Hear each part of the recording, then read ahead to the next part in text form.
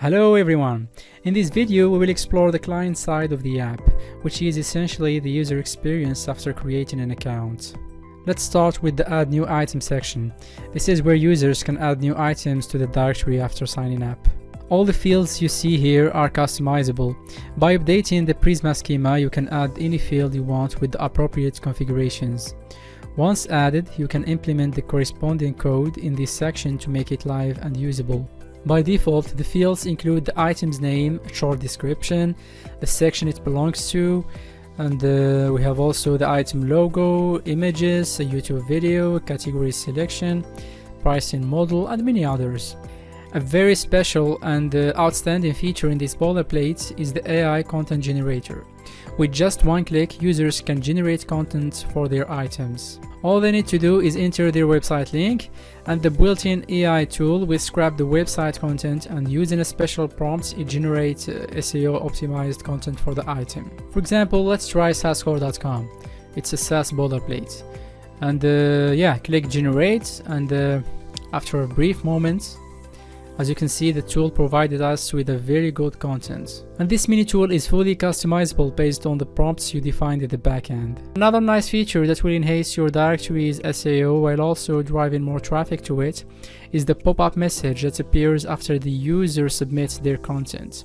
This message informs the users that their item may take some time to be published. However, if they want it published immediately, they can share a predefined post on social media, which includes a link to your directory. If the user misses the pop-up, they can manually publish the post immediately by clicking the Publish Immediately option in the menu, which redirects them to share the post.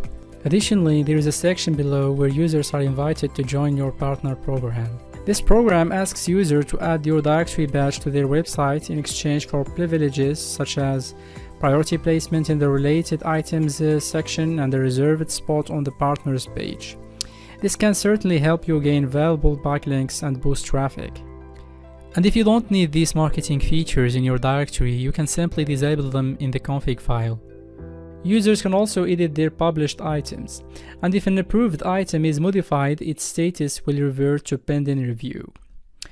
And lastly, users can also view or delete their items. Next, we have the favorites section. This section displays all the items the user has added to their favorites.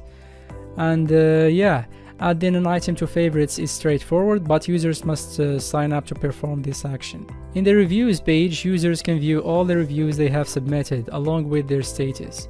They also have the option to remove reviews if needed. And we have the profile section, which we have seen in a previous video, allows users to modify their names, profile pictures, or change their passwords.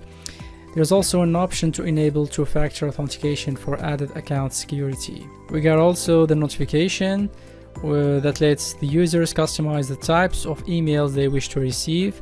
All options are enabled by default, but users can adjust these preferences to their liking. Finally, there is the accounts page where users can delete their accounts if they choose to do so. And that's all for this video. If you have any questions, feel free to reach out. See you in another one. God willing.